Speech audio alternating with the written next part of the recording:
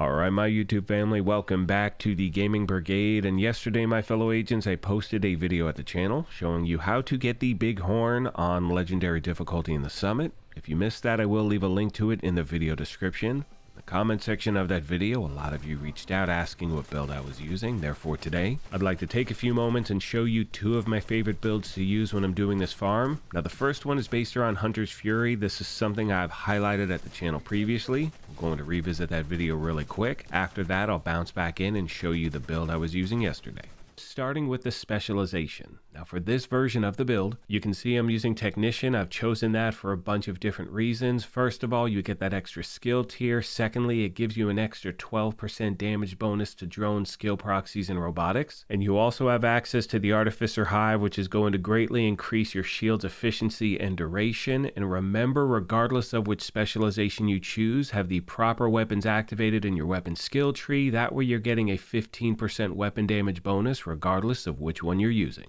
My primary weapon for this build is the Scorpio shotgun. It is still one of my favorite weapons in the game. If you do not have it as yet, I recommend hitting up Countdown or the Summit and set your targeted loot accordingly. The reason it's so effective is because of its talent Septic Shock, and with that talent, shooting a target applies stacks of venom which lasts for 10 seconds. Increasing stacks add more severe debuffs to the target. You have poison, disorient, shock, and then after that, target takes an additional 20% damage from all sources. My secondary for this build is the Dark Winter SMG. If you do not have it, just put any other SMG in its place with the regular talent killer. That can still get the job done. And to be honest with you, I don't really switch to this weapon that often with the build, as I'm trying to just face tank everything, use the Scorpio, and try to get through it obviously as quickly as possible. And what's great about farming in the Summit, it is close quarters, so typically I can just stick to using that primary weapon. Now onto the gear itself. You can see I'm using 3 Hunter's Fury, 1 Badger Tough, and 1 Brazos. We're going to start with a backpack, however. It is the Ninja Bike, and we're using this because of its talent Resourceful, which is going to slot in with any equipped gear set and or brand set item to fulfill a requirement towards unlocking a gear set's bonus. Can unlock bonuses from multiple sets simultaneously. And not only that, this bag also has all 3 core attributes attached to it. You got that weapon damage, armor, and a skill tier as well, which obviously comes into play in all other aspects of this build. Moving on to the mask, it is the first of 3 pieces of the Hunter's Fury gear set, but once again, because we have the Ninja Bike equipped, we are getting that bonus, which is Apex Predator. Enemies within 15 meters receive a debuff, amplifying your weapon damage against them by 20%. Killing a debuffed enemy with your weapon disorients other enemies within 5 meters and amplifies weapon damage by 5% for 10 seconds, stacking up to 5 times. Moving on to the body armor, it is the name Badger Tough 0Fs. And once again, because of the Ninja Bike, we do get 2 brand set bonuses. We get that extra shotgun damage and total armor, and this has the talent Perfectly Unbreakable. When your armor is depleted, repair 100% of your armor. The cooldown is 55 seconds. And for those of you that may not have this, you could use a piece of Badger Tough with a regular talent Unbreakable. That can still get the job done. Moving on to the holster, it's a 1 piece of Brazos, and again, because of the Ninja Bike, we are getting 2 brand set bonuses, which means on this holster, we have 3 core attributes running. We have the armor, we have the weapon damage, and the skill tier as well. It is perfect for a build like this, and if you do not have it, I recommend hitting up Countdown. They seem to drop like crazy there. Last but not least, my friends, we have the knee pads and the gloves. They are the final 2 pieces of the Hunter's Fury gear set. And one thing I'm trying to do on every single piece of gear in this build is stack crit hit chance, crit hit damage, and protection from elites everywhere I can. And as far as my skills are concerned, I'm using the Crusader shield as well as the Artificer Hive, which is going to greatly help with the shield's efficiency and duration. Now at this point, we're going to go over the build I used in yesterday's video, and you can see it's pretty much the same damn thing, except we have switched out the gear set. We are now using Foundry. With that gear set, you can see 2-piece bonus is 10% total armor, 3 pieces 1% armor regen and 50% shield health, 4 pieces makeshift repairs.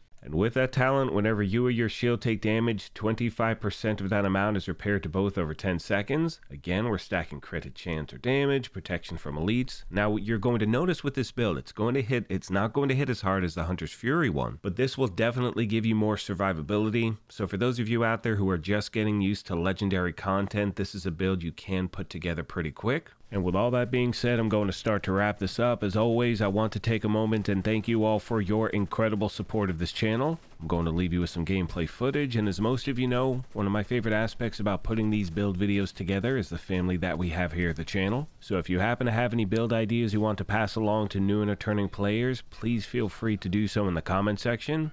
Thank you once again for the privilege of your time, and as I mention at the end of every one of these, take care of yourselves, be kind to each other, and we will talk to you soon. Thanks again, everyone.